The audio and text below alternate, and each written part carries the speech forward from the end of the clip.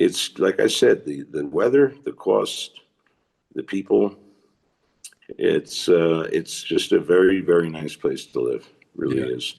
Yeah. And the beauty. I mean, just being surrounded by these massive mountains. Right. It's Right. it's really incredible It and is. awe-inspiring in many respects. Yes.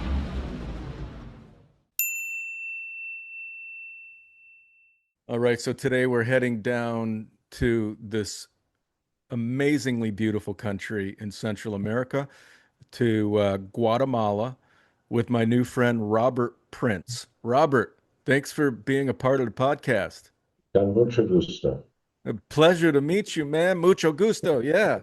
So, Robert, you're an interesting guy. You've been down there. I don't think I've interviewed an expat, and I've been doing this for 3 years now, who's Uh-huh. lived in a location as long as you have. You've been down Yeah, there for close to 30 years. So right. first, I want to start with, tell us a little bit about who you are, where you're from, what you do. I know that you're an author, and then how you landed in Guatemala, and tell us the city. Okay. Yeah, I'm from Philadelphia, and I grew up there and lived there till I was an adult, and then I started moving around. I went to college in Denver. I lived in Southern California, and anyway, I ended up being in Philly and also in Washington, and working in mostly in the food business. I was a chef and caterer and a restaurant owner and so Okay. on. Yeah. And then when I was in my early 40s, I started having medical problems and I couldn't work anymore, and had to go on disability. So when I looked at my disability check and said, where am I going to live on $1,000 a month? I didn't know what to do. And then I spoke to a friend, and she said to me, $1,000 a month. I have friends in Venezuela. $1,000 will get you a nice place, housekeepers. You'll live well. Yeah. So that set me off on a search, and I started reading. I would sit in Borders for hours every night, drinking coffee and looking through the Lonely Planets. And I started to focus in on Central America because one, it's cheap, two, the weather's good, and three, it's not all that far from the States. Hmm. So in October 1996, I got in an airplane in Philadelphia, flew to Cancun, immediately went to Isla Mujeres because Cancun's not what I had in mind, and just started traveling down into Belize and through there and into Guatemala, went to Tikal, went to Flores, and my Spanish was very weak at the time. Yeah. It's not so great now either. And in Flores, the very pretty desk clerk started flirting with me and sending me love notes in Spanish. Where is this at?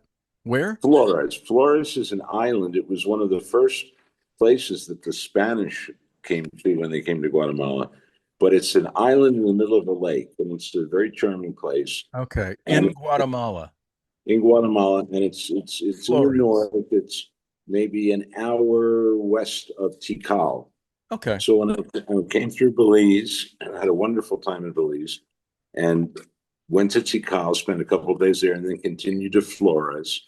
The idea was to bus through Coban and the city and to Antigua. But then when this a very pretty desk clerk started sending me love notes in Spanish, I thought, I need to learn Spanish. So instead of instead of instead of bussing down and doing what I had planned to do, I just hopped on a plane and came here because I already knew that Antigua was a major place to study Spanish. How long ago was But this? this was October 1996. So you probably had one of those like books, Spanish English translation books that we all had Absolutely. back then. Right. No app on my Right. phone where I could just speak Didn't into. exist. Yeah, so I got to Antigua and I really liked it, and I started meeting people because there's a very large expat community here. People from all over the world, Yeah. from all over the States, Canada, Europe, Asia, everywhere, everywhere. Thinking about moving abroad but not sure where to start? You're not alone. There are dozens of countries that seem amazing on the surface, but how do you know which ones are actually right for you? The wrong move could be stressful and expensive. That's why at AdventureFreaks.com we created the Ideal Destination Finder. It's a fun, unique tool that helps match you with your top 3 destinations based on your lifestyle, budget, and priorities. All you need to do is go to the AdventureFreaks.com website, scroll down a bit, and you'll see the Ideal Destination Finder. Click it and start the quiz. It takes about 3 minutes and it could save you months of research. So give it a try and stop guessing. Now let's get back to the video. And I love the atmosphere, and I love the weather, and I love the cost. And the people, the Guatemalan people are very lovely, kind, not nicer, no nicer people anywhere in the world. So I started hanging out and met this guy, this kind of crazy New Yorker, but he wanted a roommate for a little house he just rented, and I thought $300 for a month is a lot cheaper than hotels, so I moved in with him. And I was just going around, checking out the town, and sitting in the park a lot, where the gringo expats would hang out. Mm-hmm. And one day I was sitting there, and this girl walked into the park. And I took one look at her, and I turned to my friend, who was actually an ex-cop from Philadelphia, and we used to sit on the bench a lot. And with him on one side and a Canadian on the other side, she walked in the park, and I said, "Bill, look at that girl." And he said, "Forget it. You don't stand a chance." But Bill, so she knew some gringos. She knew some Coast Guard guys who were down here studying Spanish, for interdiction, and a couple of girls from Oregon. And she's sitting there talking, and I'm just staring at her, thinking I've never seen anyone so beautiful. And then she opened her mouth and started speaking English. That was perfect. Sorry. Anyway, so long story short, we bumped each other the next day, and I turned to my friend and I looked at her and I said, "For that girl, I would change my life." Just being sarcastic, like Sure, I yeah. forbid, Yeah. but instead, it actually happened. So anyway, all right. So I settled down, and one night I was playing cards with a friend, and he said, "You know anything about the theater?" And I said, "Yeah, I worked in the theater in the States." And he said, "Because we're doing this thing at this studio theater we have, and you can come down and help, hold the script, whatever." I said, "Fine." So I did that, and it was just a beautiful spot, 120 seats, fully professional, proscenium arch, dressing room, professional lighting, sound. This is a place to work. So when that little thing I was helping out with was over, I said, "Can I do something?" And I said, "Sure." So that was the beginning of the Antigua Players, and I did that off and on for until a couple of years ago. Mm-hmm. We did dozens of productions, and it was great. It was just great fun, and it was just one more way for me to connect to the community and to meet people who were coming to. People would come down to do, what do they call it, immersion for a couple months in Spanish. So, what a perfect thing to do to go along with that is to take a role in a play. Mm-hmm. So it was just it really made Antigua my home. Wow. And it's like I said, the weather, the cost, the people. It's just a very, very nice place to live. Really Yeah. is. Yeah. Robert, explain what Antigua looks like and why it's so special in Central America. Well, it was the most important town in the early colonial period, the most important town between Mexico City and Lima, Peru.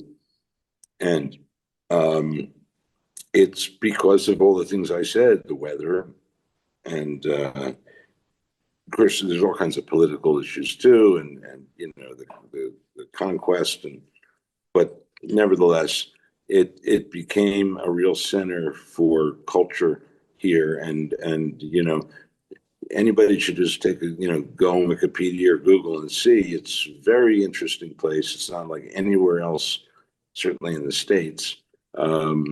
You know, the town's been around since the early 1500s, Mhm. and there's still ruins here from the early period. Most of them have been just were destroyed in the Great Earthquake of 1773. Antigua was the capital. First Ciudad Vieja, which is down the road, was the capital, and then when it was destroyed by there's questions about what really happened, but a flood from the volcano Agua came down and destroyed the town, and they moved the town to Antigua, which is only 5 miles away, Mhm. and and then it became the capital, and it was the capital of the country for 250 years until 1773, when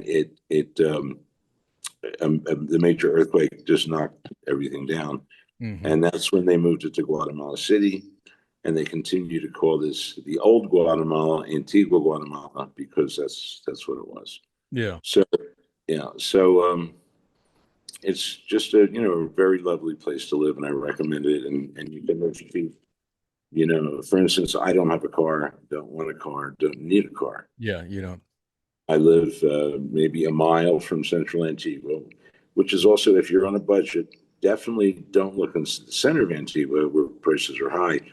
You go a mile or two outside of town where you're only a walk if you like to walk, or a 20-cent chicken bus ride, or a $4 Uber into town, and the prices drop a lot, and it's quieter and Mhm. more peaceful. So I'm very happy living about a mile from Antigua. Yeah, that's well, thanks for that. Yeah, I was in Antigua a few years back and just fell in love with the beauty. And if you've never been there, if you've never looked at images of Antigua, it is just a stunningly beautiful town. And it's perched among three different volcanoes, one of which I hiked up. I think it was Volcan Agua, Were which you were you in view of the active Fuego? um, where I stayed, I had a terrace, and I mean, I could see everything. You know, I could see all the volcanoes. I think one was smoking, but it wasn't super active or anything like that. Did you see the But when I did the hike, when I did right? the hike up the volcano, there were flows of lava and everything that were right 2 feet away from us. Oh, I really? mean, Oh, just then you did. Was it an all-day climb, or was it a couple-hour climb that you took? it was probably about a 4 to 5 hour hike up and back, Okay. and it was Yeah. very hot. I remember how hot it was. Yeah, there's basically four volcanoes. There's Pacaya, which is just south of Guatemala City, and that's the easy one because they'll take you within an hour or so of the summit. And there is lava flowing down near the trail, and the guides always bring marshmallows to roast on that Yes. trip. Yes. The Agua is the big volcano that anchors the south side of the town. No matter where you are in Antigua, if you're not sure which way you're going, look for Agua, that's south. Then off to the southwest is our Fuego and Acatenango. Fuego is one of the most active volcanoes in the world. Did you see a couple of days ago? There was a Yeah. huge eruption, quite a light show. And and one of the most iconic things to do if you're a hiker and you come to Antigua is to climb Volcan Acatenango, which is right next to Fuego. So you climb Acatenango during the day, you camp out at night, and you're just a mile from the crater of Fuego. It's just the greatest light show in the world if you can do that. But Sure. even Yeah. even from where we live 8 miles from Fuego, and there's quite a there was pyroclastic flow and just an amazing display the other night. So Yeah. it's one more thing that adds to Antigua's character, the Sure. the volcanoes. Yeah. And the beauty. I mean, just being surrounded by these massive mountains. Right, It's right. it's really incredible. It and is. awe-inspiring in many respects. Yes, Well, very much. let's dive into the viewers want to know that now we're getting them excited about moving to Guatemala. Mhm. What can you share about the visa requirements? And is Mm. there and do you know if there's any income requirement for people that are interested in retiring in Antigua? Okay, well, a tourist visa, which we all come on, and some of us continue to renew our tourist visa for decades. There's no requirement. You come in with a passport. When you get to immigration at the airport or at a border, they'll give you usually, most people get through no problem. They'll give you 90 days on a tourist visa, Hmm. and I don't think there's a charge for that. And then after 90 days, if you want to renew your tourist visa, you you have two choices. The one is to go into the capital, which personally I hate to do. It's very busy and crowded and noisy, and traffic's awful, and it can take 3 hours to get there from Antigua. You can go to immigration in the capital, and maybe it'll cost you $30 or something like that to get another 90 days. Okay. Then, after the 180 days, you are required to leave the country, and that's called a visa run. Right. And you can't go to one of the CA4 countries, which is Guatemala, Honduras, Nicaragua, and Salvador. Right. You can't, you going in and out of there is easy, but it doesn't renew your visa. So you have to either go to Belize or Mexico or anywhere else, anywhere else. And Mhm. then when you come back in, you get a new and you can start the process over again. Um, so that's how that works. As far as resident visas and things like that, that's a whole nother issue that I have not personally pursued, but a lot of people do. You can get a retirement visa, you can get a resident visa. There's a couple other types. They'll cost you. You have to go through a whole process. You go to the city, interview, etc. And that's maybe going to cost you a couple $1,000. But once you have that, you do not have to do the go to immigration or do the visa runs. So if you're committed to staying here, it's a good idea. Yeah. Okay. All right. Great info. You don't know if there's for the retirement visa, what the income requirement is, do you? It's not very high. It's me. I don't know. When I got here, I don't even remember, but I would guess $1,200 a month for Yeah. if you have Social Security, you're probably got enough to qualify. Yeah. All right. Great. Well, we touched a little bit on rents. You said outside of town, you definitely, if you want Hmm. to walk, you live a mile outside. You could even bike in, living that close to the city center. But what do rentals go for the viewers watching? They want to, if they want to find something in the center of Antigua and then outside where you're living, what's the Right. difference in price? Um, well, I'm very pleased with where we are. We're, like I said, about a mile from town in a condo. We have a two-bedroom, two-bath loft apartment, and my rent is about $700 a month. Okay. A buddy of mine came down from New York, came in the apartment and looked around, and he asked what I paid, and he said, if this was Manhattan, this apartment would be $10,000 a month at least. At Sure. least. Yeah. I don't know, but I'm very happy. I'm comfortable, and it's certainly a good price. And living in Antigua proper, when I say Antigua proper, there's 1 square mile. It's just 8 blocks by 8 blocks, which is colonial Antigua. Hmm. Once you get outside of there, things change a lot. And of course, there's a lot of people who want to keep Antigua pure and looking like it was in colonial days, and it mostly is in those 8 block areas. Um, Last year, a beautiful mall. You wouldn't know you're not in the States or any other European country. It's just a half a mile from me, and it's about a half a mile outside of Antigua. And some people complained, but I just said, listen, unless they decide to knock down the cathedral in the Central Park and put in a Walmart, I'm cool. It's the central town is beautiful and very much like it used to be. There's certain rules, because we're a UNESCO World Heritage Site, we Hmm. have to follow certain rules. We have to keep it looking a certain way. The streets will always be cobblestone. Uh, you are only allowed to paint your buildings one of 12 approved colonial colors. Hmm. Um, Stores may not have signs jutting out from the wall. They have to be flat. Hmm. So the cobblestones are slowly being repaired and made more walkable because, a lot of the streets are still. One of the biggest surprises to me is in 29 years, I've never tripped and fallen in Antigua Yeah. because while it is both a wonderful town to walk around, it's also one you want to watch where you're walking. Yeah. Now, the good news is the cobblestones slow down the traffic and make the cars very noisy. So you hardly, you should look both ways, but you Yeah. hardly have to pay attention because the cars can't go more than 15, 20 miles an hour, and you can hear them from a block away. Hmm. But some of the streets are being redone and done. There's colonial and there's colonial. There's, the rickety kind of cobblestones we always had here. Then there's like the cobblestones in Philadelphia, which are very flat and level and you should walk on. And they're starting to move that way. The whole town is getting more modern. Hmm. And of course, there's some conflict, but things like that, I just think are great. Yeah. The streets are being fixed, the availability of food items. Being a chef, this was a very big deal for me. And when I first got here, and especially because my specialty is Chinese food, classic Chinese food, Oh, and nice.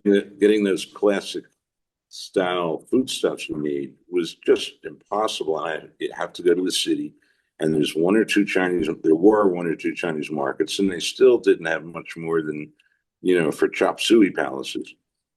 But that's gotten better. And with this new mall and lots of growth all over the place, food is a lot better. Getting food, if you're a chef and you're looking for particular items, are a lot better. And there's even some specialty places like Caoba Farms is a wonderful farm that a Swedish couple built.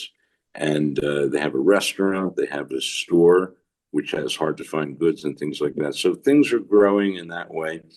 And also, while we're on the topic, medical care has gotten much better.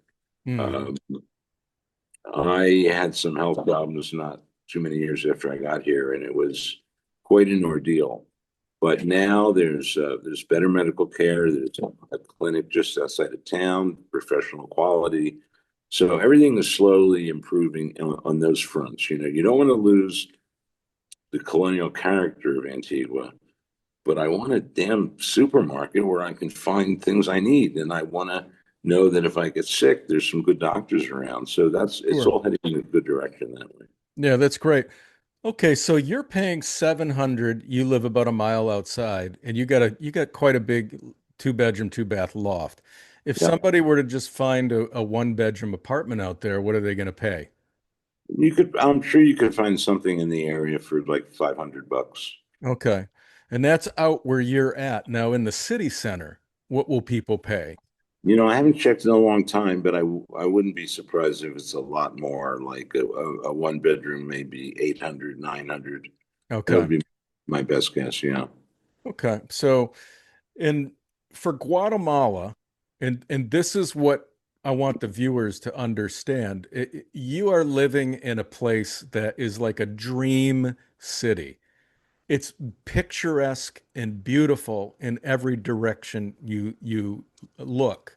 And so with that comes a higher price because outside of Antigua, prices drop significantly. You can live Oh yeah. quite Yeah. well Yeah. outside of Antigua, Guatemala. So it's like the creme de la creme of Central America. This city is really special. And to Right. live there, it's really unique. So I just want to Right. make sure that the audience understands that. Well, Yeah. let's look at Robert some of these prices to give the viewers an understanding of overall what they would have to pay per month to live there. So does your two bedroom and two bath, does that include any utilities or are utilities separate? It's furnished, not the loveliest furnishings, but Okay. tolerable. We pay electric separate, and Okay. surprisingly, electric is high here. At least higher for me, because one is I'm using my electronics and my TV is always on. So my electric bill runs like $90 a month, Okay. which is which is the same thing I was paying in Florida with the air conditioning running 24 hours a day. Yeah. Well, what I learned is this is fairly common in this part of the world. The the people that don't have much money and don't use much electricity pay a very low kilowatt per hour rate. But then as your usage goes up, the cost per kilowatt hour increases. So an electronics user like me, like I said, my TV's on almost all the time, a big screen TV. I pay like $90, but most of my neighbors are paying like half that or even less. Okay. Um, How about water, water? where I am, water's included. Uh, we don't have to pay for that. We do, for internet and television, a pretty good amount of channels, even a fair number in English. I pay 400 quetzales, which is 53 bucks a month for 200 megabytes internet, which is never a problem. Yeah. Um, and also for TV. So I have internet on my TV, plus I have the cable box, which gets me a whole bunch of channels too. So that's 400 quetzal, about the exchange rate now is about 7.75, 7.75, yeah. So the easiest way to make the conversion, if you come here and someone says it's 100 quetzales, add a third and move the decimal point. So $100, 100 quetzales is about 13 and change, Okay. $13 and change. So Okay. that's an easy way to convert it. And then our cell phones, I'm real happy with the cell phone service. I have two cell phones. My wife and I each have a cell phone. We pay 300 quetzales. That's again 40 bucks, 20 bucks a phone. For And that both of you. includes unlimited service free to the United States and Wow. Mexico and Canada and even down south. Wow. And it has internet. So if you have a phone and you're paying 20 bucks a month, you can call anybody you want in the States, so as long as you want, and have full internet access. And there's pretty good internet service around here now. So that's really a good deal. So between all my TV, internet, cell phone service, and everything else, it's a total of 700 quetzales, which is 90, 88, something like that, dollars a month. Yeah, So that's that that's includes with you. fantastic. That's Yeah. fantastic. What do you guys do you think pay per month for groceries? It's a little hard to say because I am a chef and I cook. I'm the house chef here, and I like to make I like to eat well. And again, that's another thing that's been a real improvement.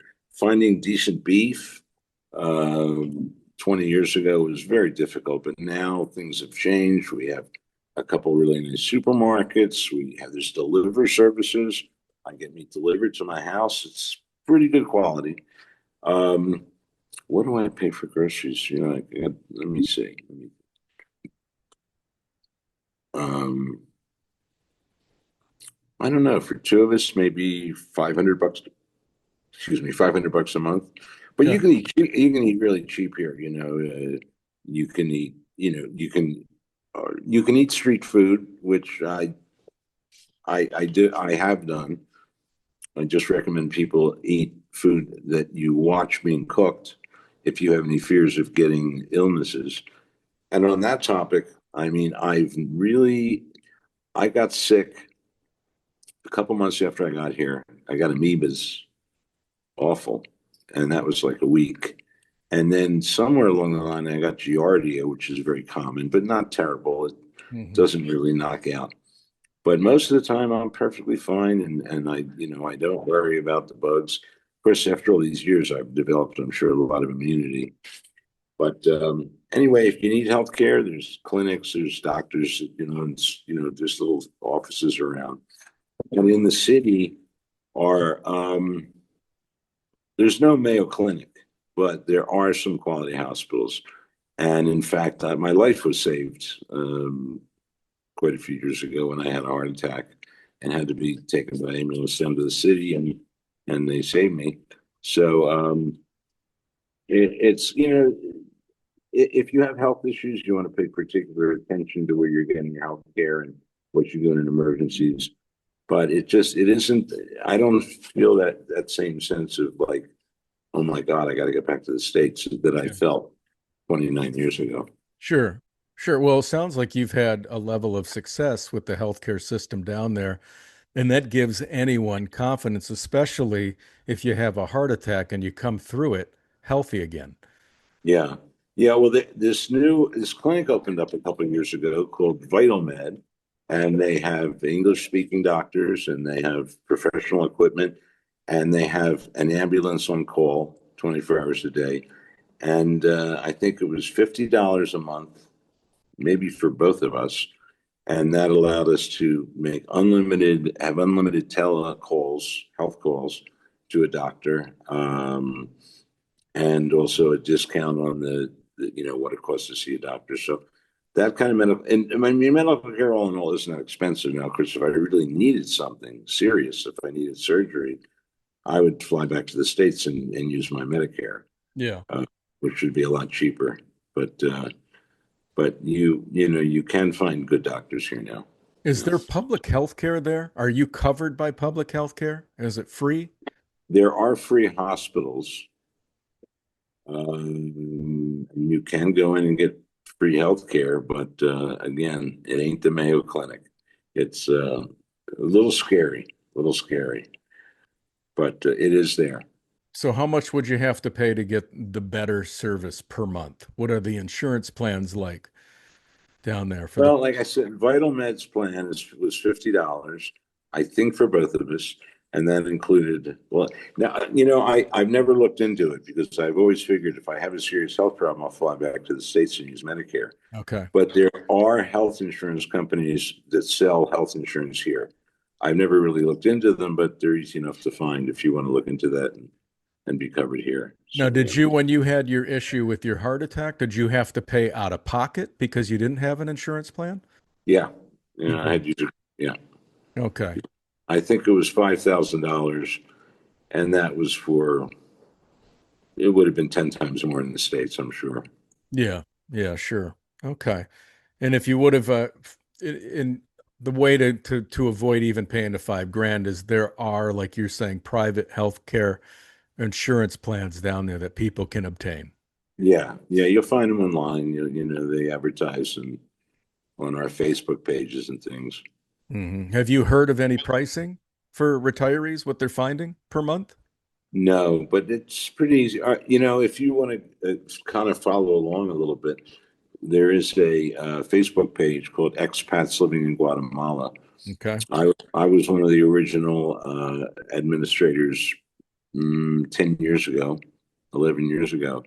And we have like 20,000 members, and it's a place to go to ask questions These when types you of need questions. something. Where do I find this? Where do I go for this?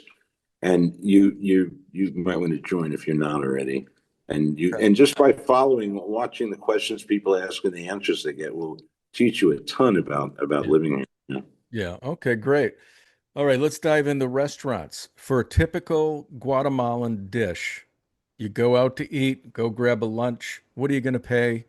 And what do you think somebody would need to budget per month if they go out 2 to 3 times per week?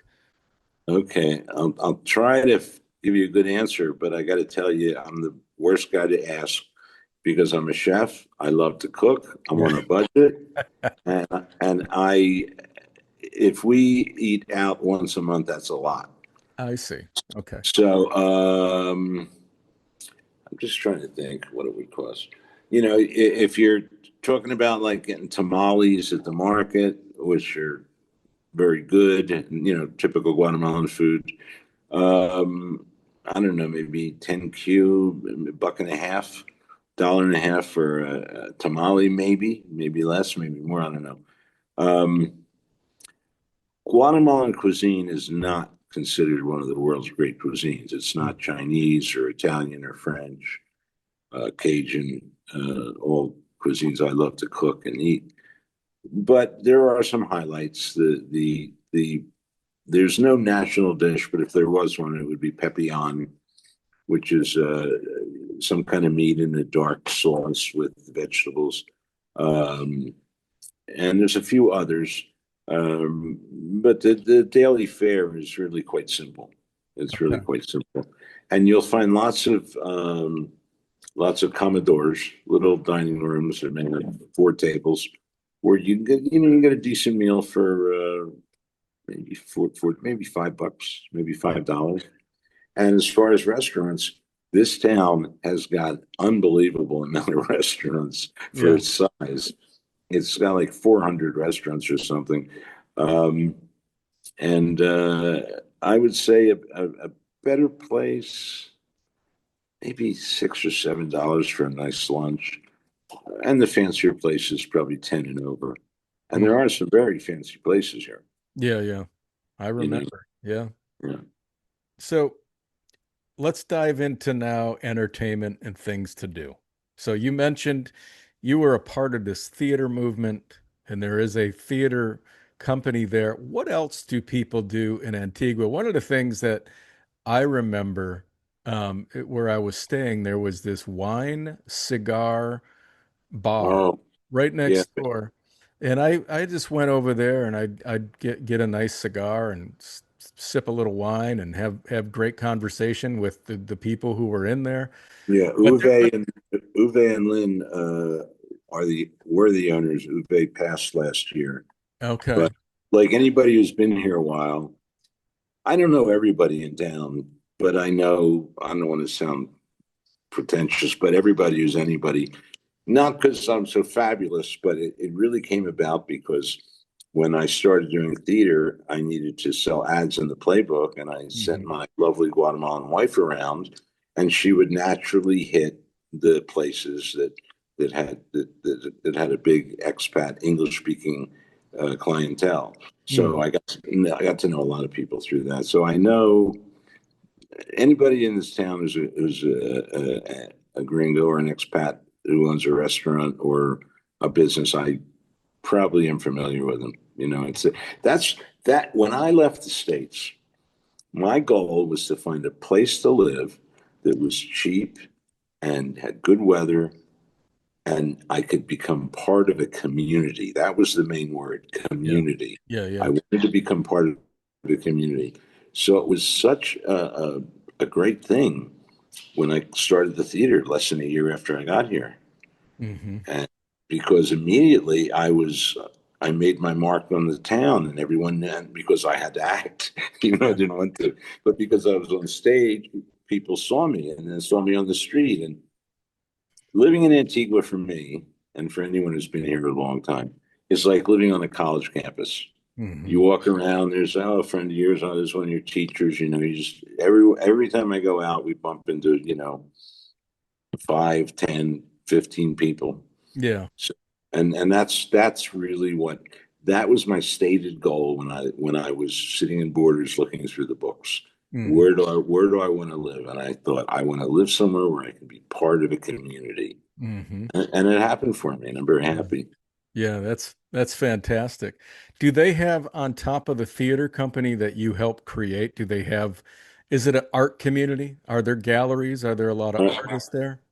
Well, okay, first of all, there's no more theater because the owner he was from a very wealthy family, owned the whole block, and one corner of it was his home and the theater. And when he decided to sell and move to the city, I was into the theater. Okay. And and we were living in Florida for a couple of years until we came back 2.5 years ago. And when I came back, I didn't want to do theater again. It's too much work. I'm getting too old. It's too hard to find people. But then people started saying, "You're going to do theater. You're going to do theater." Sure. And I thought, all right, let's do something. But I started to do it, and it really didn't work out. Things have changed so much. All my old actors that I worked with 25 years ago are gone or so much more involved in their lives. Yeah. And you get older, you got Or you, family, yeah, job. or you can't remember lines when you get old. Oh, please. That's a sore point too. We did 12 Angry Men. And the guy that was playing the oldest guy couldn't remember shit, man. So he had his script written into what was supposed to be the notes he was taking at the moment, but instead he was reading his lines. So Does. yeah. Well, Listen, the last thing I really did on stage seriously was about 10 years ago. My mother had died of Alzheimer's, and believing it to have a very strong genetic component, which is now in question a little bit. But I was scared, and I thought I got to see what I can do. So I chose a role for myself that had 6,000 words to memorize, and I did it. But I don't know if I could do it again. I yeah, really don't. yeah, So, but it was great fun while it lasted. But it now is. It yeah. truly is. It really is. And I hope maybe who knows? Hopefully you guys get something like that rolling again. Well, once the theater closed and we were just looking for anywhere to work, it just started to feel very amateurish, and I hate amateurish. Yeah, When we had great theater and I love designing lighting. I love designing lighting. I love set design. yeah, I love directing. And we had a real stage, a 20-foot wide stage, a little small, but we made it work. yeah, It was fabulous, but without having, you know, to me, music is so important in the theater because music arouses emotion. And that's what you have to do with any dramatic thing. You have to raise people's emotions. yeah, And music is so critical to that. So once we didn't have a place where I had a sound system and professional lighting, that's the other thing that creates that sense of emotion in place. yeah. Um, I I just felt like, when I'm getting Time. too old, it's time to put that and just Right. try and write something. So, Yeah. Yeah, I'm hearing you and I can completely relate. If you get a little bit older and you want things to be easier, not more right, difficult. right. After the theater disappeared, now everything is much more complicated, requires much more work. Oh, and finding casts, Yeah. finding actors. I would go to the park and I would sit on a bench and I would keep my ears up listening for English. Yeah. And I would sidle over to somebody. Hey, how you doing? Yeah. Where are you from? How Right. long are you here for? You studying Spanish? Going to be here a couple of months? Hey, you want to do something really cool? Right. And between that and between locals, I managed to put together some really very good casts. Yeah. But it just I'm too old. And like I said, all the people that I worked with back then, 28, 25, 20 years ago, they're either gone or they're very busy running their businesses, raising their families. Yep. You know Yep. how life gets. Yeah, So exactly. Well, Robert, the only thing that we haven't really touched on, we did a little bit. You mentioned that you pretty much walk everywhere. And when I no, was, no, no, that's not true. no, Because okay. yeah, no, but I'll talk about transportation. Yeah, my health issues were my heart and my circulation, particularly in my legs. Now I've slowly healed over the years, and I can walk a mile or two slowly if I need to, but I Okay. don't particularly like to. There's a chicken bus parked right in front of my condo. It's two quetzales. That's like 15 cents Hmm. into the terminal. Okay. And Ubers from here to town are about $4. There's tuk-tuks. Oh, You sometimes catch them out here, but there's tuk-tuks all over Antigua. And again, a tuk-tuk from terminal from the Mercado to our home, kilometer and a half away or whatever, is they usually quote 25. I say 20. They say okay, and then I give them a 5Q tip anyway. So that's like three and a half bucks each way, and in most cases it's worth it. yeah.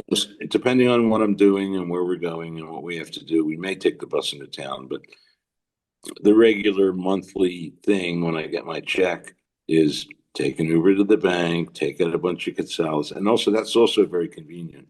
People should know that. As far as money's concerned, don't bother changing money in the States and don't even bother changing money here. If you try and take dollars into a bank, first of all, you'll wait in line for a long time. Hmm. And on top of that, if the bills are not pristine, like direct from the mint, they won't take them. Right. But it's not a problem because every month I take my ATM card, my Schwab card, which refunds all fees, Yes. go to an ATM, I stick my card in, I walk away with, I take 4,000 Q, 500 and some dollars one day, and I do it the next. Now I have enough cash to pay my rent and basic bills. And then whenever I need it, ATM. Nothing else makes sense. Nothing else makes sense. Yeah, yeah. Changing money is just the wrong thing to do. Yeah, yeah. Good. That's great information, especially with the Charles Schwab. Have you used Wise or have you explored Wise? So I'm not sure what that is. So Wise is an app that they created, and pretty much a lot of the expats that I talk to are using it now. And it's an online kind of like a bank. It's on your phone, and you can deposit money into your Wise account no matter where you live. You can pay with a digital card on your Wise app with your phone, and it converts to whatever currency that you are living in. So if you're in Guatemala, the conversion rates are a lot cheaper as well. Yeah, So they save on conversion rates and they save on transferring or wiring money rather than wiring money to a bank account in Guatemala. You just wire the money from your Schwab account into Wise and it automatically converts, which the conversions are less. right. And you can use it's pretty convenient. It's a really Yeah, unique yeah, tool. Um, right. I started promoting them just because they're so fantastic. So I do put them in the description below of my videos just because I think people that are traveling or living abroad, Wise is a good option. Yeah, yeah. Like I said, I try to live a very simple life, and what I do with money is just what I said. The money, the check goes into my direct deposit into my Schwab account. I go to the bank, use an ATM card whenever I need solace, Yep. and that's it. So I would say to anybody who's coming to visit, don't bring any more dollars than you think you're going to need for your return trip. And when Yeah. you get here, just whip out the ATM, get solace, you're fine. That's it. There's nothing more to do. Right. And But then yeah, if you have other needs, and of course, if you open a business here, which a lot of people do, you need to, besides the legal steps, you need to open a Guatemalan bank account. yeah. But Yeah. I have no need for that. So Yeah. As far as we mentioned briefly, weather, you mentioned Antigua has this eternal spring type weather. Do you ever need heat or air conditioning there? never. We Okay. have a fireplace in our bedroom. We've never used it. We don't have air conditioning. And like I said, I lived in Florida and the air conditioning was on 24/7. Yeah. Absolutely. Here, you know, every so often, maybe every couple weeks, you'll think, oh, it's a little warm. I might take my shirt off sitting. I won't do it. I won't take my shirt off outside. Yeah. But so sometimes you feel a little warm, but I never have felt, oh God, I want air conditioning. Never felt that way ever. Hmm. Um, and heat, the coldest it ever gets is maybe uh, 50 at night, late at night. But most, it's just, you can just pretty much assume when you go out, it's going to be in the 70s or 80s. Hmm. And in between October and April, it's going to be beautiful blue, sunny skies all the time. And see, Antigua's got this perfect combination because we're at 14 degrees latitude. So we have a very warm sun, but we're at 5,000 feet elevation. And Hmm. that's true of Antigua and the city and the lake. They're all within a few feet of each other in elevation. So you have this warm sun and this cool breeze, and you just couldn't ask for better. Yeah. And those are the temperatures all year round. And then between May and September, yeah, between May and September is rainy season. But even that's not so bad. First of all, it makes everything lush and green, and that's wonderful. Hmm. And clean, makes things clean. Um, but usually it's only a couple hour downpour, maybe in the late afternoon. So it's not a big deal. It just Yeah. is. It's just nothing I think about Yeah. because the temperatures are pretty much spring like all year round. And like I said, more than half the year, blue skies, and the other part of the year it's a little rainy, sometimes cloudy, but Hmm. it's it's still like, I can't imagine more perfect weather. Yeah, yeah. All right. Thanks for that, Robert. Well, tell us a little bit about your book, where people can find it, and what's it about. Okay, it's called Living in Guatemala. Um, it first came out about 7 years ago. I wrote it and I did the editing with a friend of mine named David. And then when I came back last year, he said, things have changed. Let's do an update. And I pretty much wrote that book. The second book was pretty much all mine. So it's called Living in Antigua, and it pretty much answers all the questions. It's specifically designed to be useful for people that are living here or are thinking about living here. And it just goes through all the steps you need to take and what you can expect. And pretty much the questions you asked me, it answers pretty much most of them. Okay. And you can get that on And Amazon. it's on Kindle. It's called Living in Guatemala. My name's on it, Robert Prince. You'll find it there. And I'm working on getting it available for hard copy, both on Amazon and also getting it printed locally. Okay. Well, we'll make sure to put that link in the description below for anybody who wants to purchase Robert's book. And Robert, I just want to say, this has been a pleasure. I mean, it's been really a great pleasure meeting you and having you share all of this information about this beautiful part of the world, Antigua, Guatemala. Thanks so much for doing this. Sure. And if anyone is heading down here and they want a casual sort of tour guide, you can find me from the book. You can find me on Facebook, and I'll be happy to meet people. And I cook for people a lot. I tell people, come down, play your cards right. I'll cook you a nice dinner. Well, that's great. All right. Well, Robert, again, thanks so much for doing this and have a good rest of your day. And I'll talk to you soon. Thanks, Ray. I appreciate it. Igualmente a ti. And you don't have to speak Spanish to visit. You don't even have to speak Spanish very well when you live here, but it's very, very helpful. Or you can do what I did. You can just marry a bilingual Guatemalan, and that helps a lot. All right, man. Take All care. right, my friend. Thank you. My pleasure.